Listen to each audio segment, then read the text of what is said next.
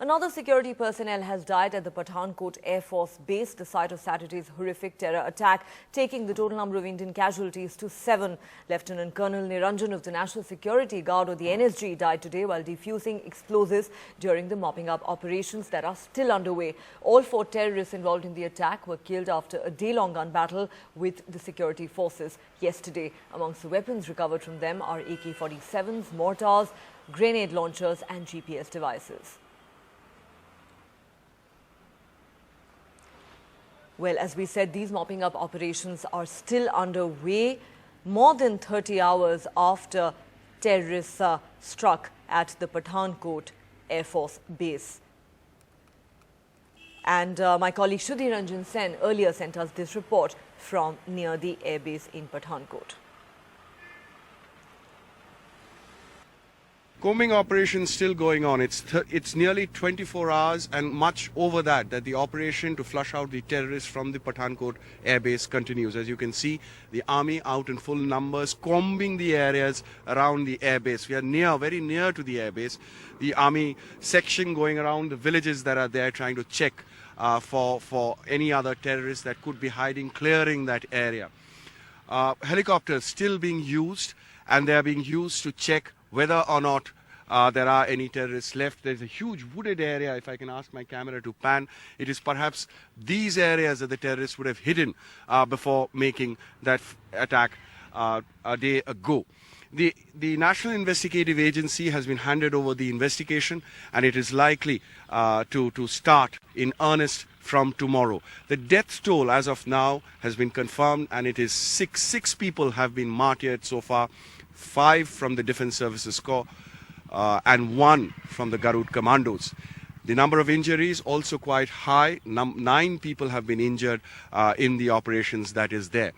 The mopping up operations will most likely end by today, and the airbase will be handed over to the Indian Air Force, and normal flying is likely to start from tomorrow morning.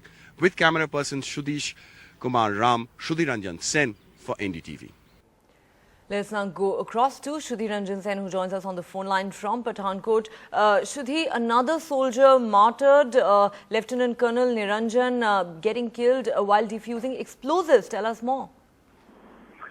Well, yes, I mean, that's the latest. That's the latest in the casualty list that we have been able to confirm. Unfortunately, Lieutenant Colonel Niranjan, when he was defusing one of the explosive devices that had been left or recovered from the terrorist, has succumbed to his injuries. It went off. That was the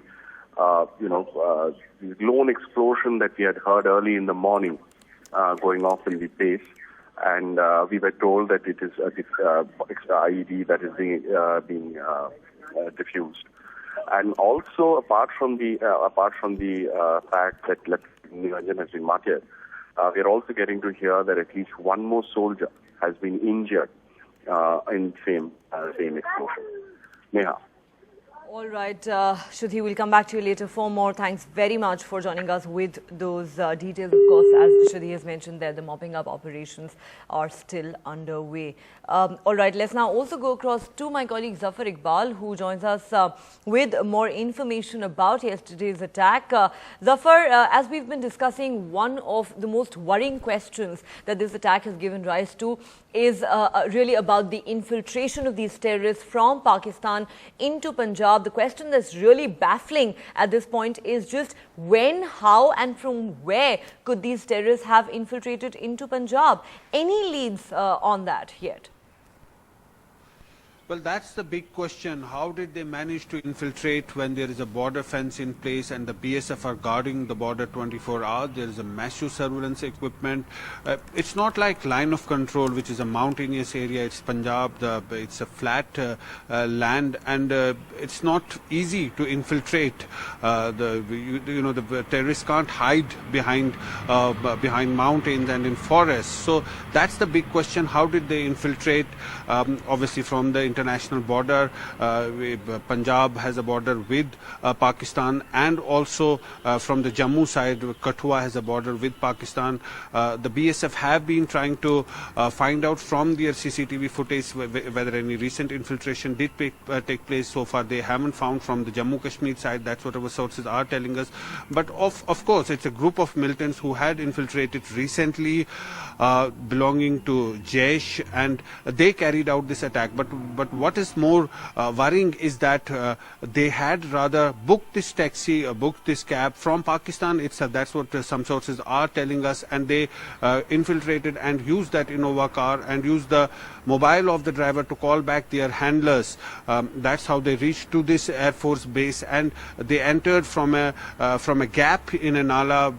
They entered and they were spotted and in fact contained in 300-400 meters inside the Air Force base. That's when first terrorist was gunned down by the QRT team of the Air Force, and the others were subsequently neutralized in the day, but not before them entering into the restroom of the DSC and killing 2 personnel. So clearly it's a well orchestrated attack. They had picked up their spot, they had done their recce, but a lot of equipment has been found, lots of arms and ammunition from the slain terrorists, like AK-47 rifles, like underbarrel grenade launchers, and more importantly GPS devices that could give one indication to the security forces about their movement from Pakistan up to this Air Force base.